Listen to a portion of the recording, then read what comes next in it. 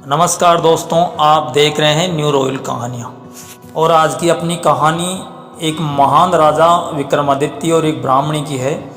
क्यों एक भोली भाली औरत अपने पति की मूर्ति के साथ जलकर प्राण त्याग देती है? क्यों राजा विक्रमादित्य एक चक्रवर्ती सम्राट होते हुए भी किसी दूसरे राजा के यहाँ नौकरी करनी पड़ती है? क्या राजा विक्रमादित्य मरी हुई औरत को फिर से जिंदा कर पाएंगे? ये जानने के लिए देखिए आज की कहानी। बहुत पुराने समय की है। एक ब्राह्मण अपनी पत्नी के साथ उज्जैन नगर में रहता था।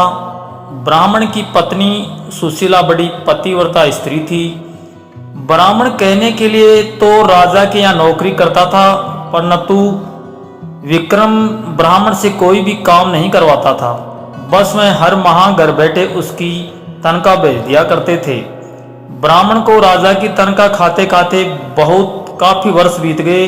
तो एक दिन वह अपनी पत्नी से बोला, भाग्यवान, राजा का धन खाते खाते काफी लंबा समय हो गया है, किंतु राजा ने बदले में मुझसे कोई काम नहीं करवाया। इस भार को मैं कैसे कर्ज मुक्त हो सकूंगा? अतः पत्नी के विचार करके ब्राह्मण राजा के पास पहुंचा और बोला, राजन, आपकी रकम खाते खाते मुझे काफी समय हो गया, लेकिन आपने मुझसे कोई काम नहीं करवाया। इस प्रकार मैं कैसे कर्ज मुक्त हो सकूंगा? मेरी इच्छा है कि आप मुझसे कोई काम करवाएं ताकि मैं आपके ऋण से मुक्त हो जाऊं। ब्राह्मण की बात सुनकर राजा बोला, हे ब्राह्मण, मेरी प्रतिज्ञा है कि मैं किसी ब्राह्मण से काम नहीं लेता, पर फिर भी आपकी यह इच्छा है तो मेरे कहने से गंगा स्नान कराओ और एक कलश गंगा जल मेरे लिए भी लेते आना। यही है आपका कार्य। राजा के वचन सुनकर ब्राह्मण अत्यंत प्रसन्न हुआ और अपने घर की ओर आया और सारा हाल अपनी पत्नी को कह सुनाया। वह बोली, स्वामी, आप चले जाओगे तो मैं आपके पीछे अन्न जल कैसे ग्रहण करूंगी? मेरा तो ये नियम है कि बिना आपके दर्शन किए मैं अन्न जल ग्रहण नहीं करती। ब्राह्मण बोला, मैं अपनी मूर्ति बनवाकर घर के अंदर स्थापित कर दूंगा, तुम उसके दर्शन करके अपना गुजारा कर लेना। ये कहकर उसने अपनी मूर्ति बनवाई और घर में स्थापित करवा दी और आवश्यक सामान लेकर के राजा के पास पहुंचा और बोला, महाराज, अब मैं जा रहा हूं, मुझे आज्ञा दीजिए और मेरे पीछे से कृपा करके मेरी पत्नी की खैर खबर लेते रहना। उसको अब मैं आपकी शरण में छोड़ के जा रहा हूं। ब्राह्मण के वचन सुनकर राजा विक्रमादित्य बोले, हे ब्राह्मण, आपके किसी बात की चिंता ना करें और निश्चित होकर जाएं। आश्वासन देकर राजा ने उसे मार्ग व्यय के लिए धन देकर विदा कर दिया। ब्राह्मण के गंगा स्नान पर जाने के बाद ब्राह्मणी हर रोज पहले उसकी मूर्ति को भोग लगाती और बाद में खुद खाती। एक दिन ब्राह्मण के पड़ोस में आग लग गई। वह आग इतनी तेजी से फैली कि देखते ही देखते ब्राह्मण ब्राह्मणी के घर तक भी पहुंच गई। अपने घर में लगी आग देखकर अपने पति की मूर्ति से कहने लगी, हे स्वामी, घर में आग लग गई है, कृपया बाहर चलो। जल्दी से आग ने पूरे घर को अपनी चपेट में ले लिया, परंतु ब्राह्मण टस का मस नहीं हुआ। परंतु ब्राह्मणी टस की मस नहीं हुई और वह उस ब्राह्मण की मूर्ति के आगे वही शब्द दोहराती रही, स्वामी, घर में आग लग गई है, बाहर चलो। आखिर ब्राह्मणी आग में ब्राह्मण की मूर्ति के साथ चिपट कर जलकर मर गई। जब राजा विक्रमादित्य को ये बात पता चली तो वह माथा पकड़कर बैठ गया और खुद से कहा, ये तो बड़ा अनर्थ हो गया। अब जब ब्राह्मण आकर पूछेगा तो मैं उसे क्या उत्तर दूंगा? ब्राह्मण अपनी पत्नी को राजा के हवाले छोड़कर उसके कहने से गंगा स्नान करने गया था, पर ब्राह्मणी तो उसकी मूर्ति के साथ जल चुकी थी। राजा विक्रम के दिन बड़े भारी हृदय के साथ चिंता में निकल रहे थे। इसी बीच एक रोज ब्राह्मण भी वापस आ गया और घर में लगी आग और अपनी स्त्री के जल मरने का समाचार सुनकर वह आग बबूला हो उठा। बोला, ऐसे कैसे हो सकता है? मैं तो राजा को अपनी ब्राह्मणी का ध्यान रखने के लिए बोलकर गया था, उन्होंने उसका ध्यान क्यों नहीं रखा? वह आनंद फानंद में भागा भागा तुरंत राजा के पास पहुंचा और क्रोध में होकर पूछने लगा, ए राजा, मेरी स्त्री कहाँ है और कहाँ है मेरी ब्राह्मणी? राजा विक्रम ने भरे हुए हृदय से ब्राह्मण को सारा हाल सुनाया और बोला, हे ब्राह्मण देव, क्रोधित मत होइए, मैं किसी अन्य ब्राह्मण की योग्य कन्या से आपका पुनर्विवाह करवा दूंगा। यह सुन गुस्से में ब्राह्मण बोला, हे राजा, जहां से भी हो मेरी वही स्त्री मुझे लाकर दो जिसने मेरी प्रतिमा के साथ जलकर अपने प्राण त्याग दिए, अन्यथा मैं यहीं दरबार में आपके सिर पटक पटक कर जान दे दूंगा। और याद रखना राजा, तुम्हें एक नहीं बल्कि 2 निरपराध हत्याओं का पाप लगेगा, तुम्हें एक ब्राह्मण का श्राप लगेगा। राजा ने लाचार होकर कहा, शांत हो जाइए ब्राह्मण देव, तनिक मेरी बात सुनिए और जो मैं कह रहा हूं वैसा ही करिए।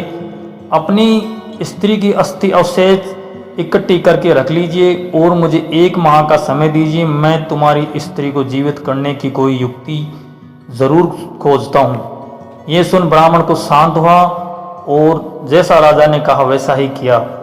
राजा विक्रम अपना राजकाज अपने मंत्रियों को सौंपकर सादे वेश में अमृत की तलाश में चल पड़ा। चलते चलते कई दिनों के बाद वह एक गांव में पहुंचा। कई दिन चलने के थकान के कारण वो एक मकान के दरवाजे पर पड़ी चारपाई पर जाकर बैठ गया। उस मकान में एक वृद्धा और एक उसकी पुत्र वधू रहती थी। वृद्धा का बेटा बहुत दिनों से कहीं बाहर गया हुआ था।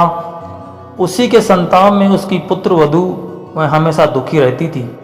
थोड़ी देर बाद जब वृद्धा की पुत्र वधू बाहर आई तो उसने राजा को वहां बैठा पाया तो देखा तो मन में सोचने लगी, हो ना हो यही मेरे पति हैं। उसकी सूरत और उम्र दोनों मेरे बहुत दिनों से बाहर गए पति में मेल खाती हैं। ये बात मन में विचार करके मैं भीतर गई और अपनी सास से कहने लगी, माँ जी, मुझको ऐसा प्रतीत हो रहा है कि आपका बेटा लौट आया है और बाहर द्वार पर बैठा है। बहू की बात सुनकर बुढ़िया खुश हो गई, दौड़कर दरवाजे पर आई। जब उसने राजा विक्रम को देखा तो उसे भी यही बिल्कुल अपने बेटे की तरह लगा। वरदा बोली, बेटा तुम बाहर क्यों बैठा है, चल अंदर चल। तू इतने दिनों से देख, तेरी याद में तड़प तड़प कर हमारी क्या दुर्दशा हो गई है और तुमने एक बार भी हमारी सुध नहीं ली। वरदा की बात सुनकर राजा विक्रम हड़बड़ाया और सोचने लगा, हे ईश्वर, ये क्या नई बला मेरे सिर पर आन पड़ी है। वह वरदा से बोला, माँ, मैं तेरा बेटा नहीं हूँ, पर तू अपने बेटे की हाल बता, मैं तुझे तेरे पुत्र से मिलाने की कोशिश जरूर करूंगा। बूढ़ी औरत रोते हुए राजा को अपनी बात बताने लगी। मेरा बेटा जब 12 वर्ष का था तब उसका विवाह हो गया था। विवाह के कुछ दिन बाद वह कहीं चला गया। आज 20 वर्ष होने को आए मगर उसकी कोई खैर खबर नहीं। वह अब तक लौट कर नहीं आया। उसकी पत्नी बेचारी चिंता में सूख कर कांटा हो गई। राजा बोला, बुढ़िया माँ, क्या मुझे उसके किसी पते के बारे में मालूम है। तो उसने कहा, वरदा ने कहा, मैंने कुछ लोगों से सुना है कि दक्षिण दिशा में वीरसेन नाम का राजा राज करता है जो हर रोज गरीबों को 1.25 मन सोना दान करता है। उसी के महल में मेरा बेटा दुर्जन नौकरी करता है। तब विक्रमादित्य ने कहा, बुढ़िया माँ, अब तू किसी बात की चिंता मत कर। ईश्वर चाहेगा तो तेरा बेटा शीघ्र ही तुझसे आकर मिलेगा। इतना कहकर राजा विक्रम वहां से दक्षिण दिशा की ओर चल दिए।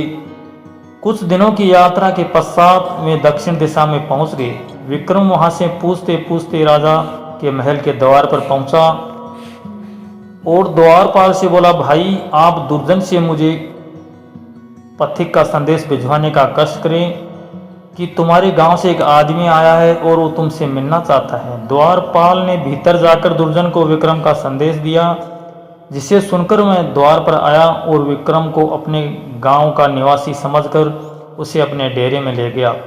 विक्रमादित्य ने कहा, भाई, तुमको ऐसा नहीं करना चाहिए था। जब से तुम आए हो तब से घर की सूरत तक नहीं देखी। तुम्हारे घर तुम्हारी माता और तुम्हारी पत्नी रो रो कर के दिन बिता रहे हैं। तुम्हारे लिए उचित है कि तुम जैसे भी हो शीघ्र उनकी सुध लो। दुर्जन बोला, भाई, मैं क्या करूं, विवश हूँ। ना तो महाराज मुझे छुट्टी देते हैं और ना इस्तीफा लेते हैं, फिर भला मैं किस प्रकार जा सकता हूँ।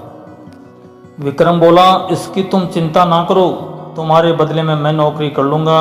अब दुर्जन ने राजा से कहा, महाराज, मेरा भाई गांव से आया है, वह मेरे बदले में आपके यहाँ नौकरी करेगा।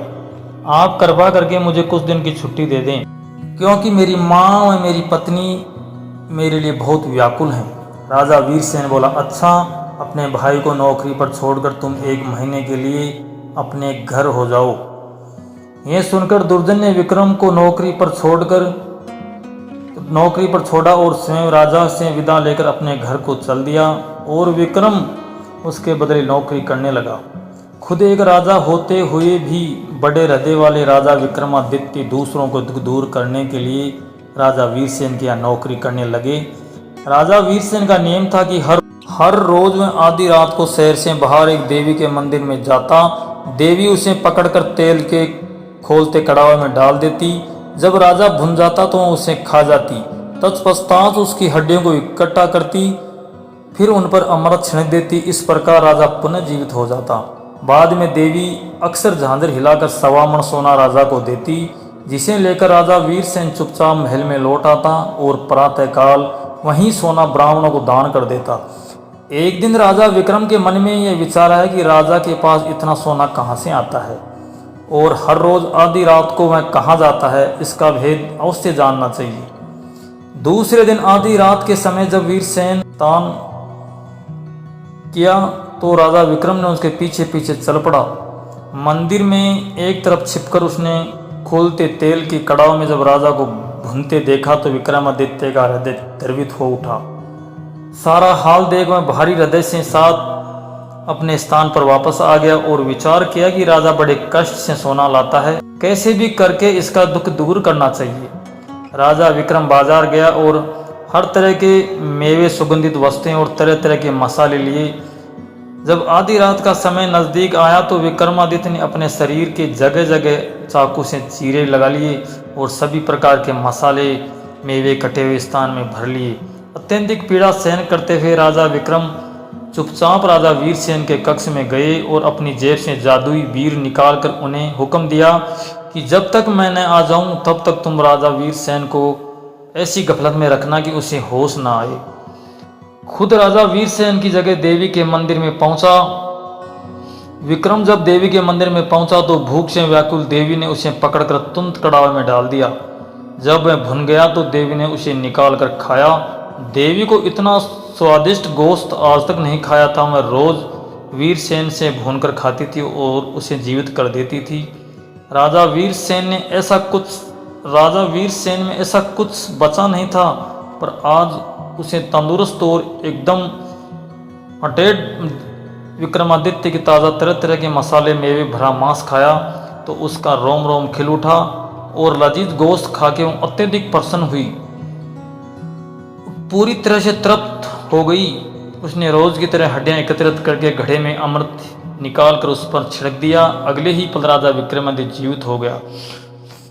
तब देवी बोली, मैंने आज तक इतना स्वादिष्ट मांस नहीं खाया। आज मैं तुझ पर बहुत प्रसन्न हूँ, जो भी तुझे चाहिए दिल खोलकर मांग ले। तो विक्रम बोला, हे माँ, मुझे आपसे 3 वरदान चाहिए। देवी प्रसन्न होकर बोली, तुम्हें 3 वचन मांगो, क्या चाहिए। तब विक्रम ने कहा, पहले वचन में मुझको आपका अमृत का पात्र चाहिए, दूसरे वचन में मुझे आपकी अक्सर झांझर भी चाहिए। ये 2 वरदान मांगकर विक्रम ने सोचा कि इसका अमृत यदि मैं ले गया और देवी राजा को नित्य की भांति भूनकर खाया तो फिर उसे जिंदा कैसे करेंगे। इसलिए तीसरे वचन में उसने सोचा कि ना देवी यहाँ रहेगी और ना राजा की जान जाने का डर रहेगा। अतः वह तीसरे वर में उसने देवी से कहा कि वह यहाँ से चले जाएं। इस प्रकार तीनों वचन देकर देवी वहाँ से चली गई। राजा विक्रम अमृत कलश और अक्सर झांझर लेकर वापस आ गए। उसने सोते हुए राजा वीरसेन के पास से अपनी जादुई बीर उठा ली। थोड़ी देर में जब वीरसेन की आंख खुली तो समय देखकर वह घबरा गया, मंदिर की ओर दौड़ा। वहां जाकर उसने देखा कि यहाँ कोई नहीं, कड़ाहा भी औंधा पड़ा था। ये देखकर मैं बहुत घबराए और मन में सोचने लगा, सुबह सोना दान कैसे करूँगा। लोग कहेंगे राजा दिवालिया हो गया है, खजाने में धन नहीं रहा है। ये सोचते सोचते मैं घर आकर पलंग पर पड़ गया। चिंता में उसे रात भर नींद नहीं आई, करवटें बदलता रहा। सवेरा हो गया, भिक्षुक पुकारने लगे, महाराजा प्रातःकाल हो गया, दान करने के लिए सिंहासन पे विराजें। भिक्षुक को पुकार सुनकर राजा अत्यधिक दुखी हो गया। महल के बाहर भिक्षुक चिल्ला रहे थे। राजा शर्म और शोक से डूबा भिक्षुओं की आवाज़ सुन रहा था। राजा को शोक में समुद्र में डूबा देखकर विक्रम ने कहा, महाराज सुस्त क्यों हो, सोना दान नहीं कर रहे। सोना दान क्यों नहीं कर रहे? वीरसेन ने आदि से अंत तक सारा हाल विक्रम को सुनाया और बोला, आज ये ब्राह्मण वर्ग विमुख हो जाएगा और बड़ा अन्याय होगा। तब विक्रमादित्य ने राजा वीरसेन को अक्सर झांझर दी और कहा, लो निकाल लो इससे और बांट दो इनको। अब तुम्हें इनके कहीं जाने की जरूरत नहीं है, इसे अपने पास रखो। अक्सर झांझर देख राजा वीरसेन ने हैरान होते हुए पूछा, ये झांझर तुम्हारे पास कैसे आई? विक्रमादित्य ने राजा को सारा हाल सुनाया। सब सुनकर राजा वीरसेन विक्रमादित्य के पैरों में गिर पड़ा और बोला, आप धन्य बंधु, आप कौन हैं? तब राजा विक्रमादित्य ने बताया कि मैं उज्जैन नगर का राजा विक्रमादित्य हूँ। अमृत की तलाश में आया था। मार्ग में मुझे दुर्जन के माता पिता मिले। उनकी जुदाई में उनका बुरा हाल था। मैं उनसे मिलकर यह दुर्जन को उसकी माता की दुर्दशा अवगत कराने यहाँ चला आया। तब वीरसेन बोला, आप धन्य हैं राजन, जैसा आपके बारे में मैंने सुना था आप वैसा ही आपको पाया है। वो झांझर वीरसेन को दे दी। फिर विदाई। राजा विक्रम अपने राज्य की तरफ चल पड़ा। महीना पूरा होने को आया था। वादे के मुताबिक तय समय में राजा विक्रमादित्य उज्जैन नगरी पहुंच गए। उन्होंने ब्राह्मण को बुलाया, उसकी पत्नी की अस्थियां मंगवा ली। राजा ने ज्यों ही उसके ऊपर अमृत छिड़का, ब्राह्मणी उठ खड़ी हुई। ब्राह्मणी छलकते हुए आंसुओं से राजा विक्रमादित्य के पैरों में गिरकर धन्यवाद दिया और अपने बुरे व्यवहार के लिए उससे क्षमा मांगी। राजा विक्रमादित्य केवल एक महान योद्धा और शासक ही नहीं, बल्कि उन्होंने दूसरों के दुख दूर करने के लिए अपने जीवन को भी जोखिम में डालने का परहेज नहीं किया। अपनी अमृत की तलाश, एक ब्राह्मण की दुखी परिवार को जोड़ने का संकल्प और राजा वीरसेन की समस्या को हल करने के लिए अपनी अद्वितीय योजना ये दर्शाती हैं कि एक सच्चा राजा केवल अपनी प्रजा का भला सोचता है। निष्क्रिय, जब हम अंदर से किसी का भला सोचकर किसी कार्य के लिए प्रयास करते हैं तो वह चाहे कितना ही कठिन क्यों ना हो, वह मालिक व प्रभु हमारे लिए नए नए रास्ते खोल ही देते हैं। कहानी अंत तक देखने के लिए आप सबका धन्यवाद। अगर कहानी पसंद आई तो लाइक शेयर और चैनल पर पहली बार आए हो तो चैनल को सब्सक्राइब जरूर करें। जय श्री राम।